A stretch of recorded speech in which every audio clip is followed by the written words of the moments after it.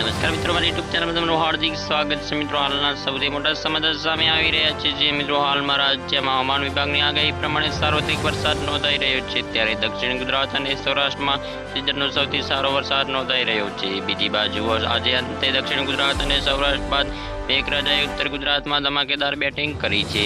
જિલ્લાના અન્ય તાલુકાની વાત કરવામાં આવે તો પાલનપુરમાં 2.2 ઇંચ, દાંતામાં 1.5 ઇંચ, સુઈગામાં 18 મીમી, અમીરગઢમાં 15 મીમી, ડીસામાં 5 ઇંચ, કાંકરેજમાં 3 મીમી અને થરાદમાં 1 મીમી વરસાદ વરસ્યો છે. તો બીજી બાજુ સાબરકાંઠાના હિંમતનગરમાં ધોધમાર વરસાદથી ચારે બાજુ પાણી જ પાણી જોવા મળ્યું છે. આજે વહેલી સવારથી ધોધમાર વરસાદ વરસી રહ્યો છે, ત્યારે બનાસકાંઠાના વડગામમાં બપોરે 12 થી 2 વાગ્યા સુધીમાં 1.5 ઇંચ વરસાદ ખાબક્યો છે.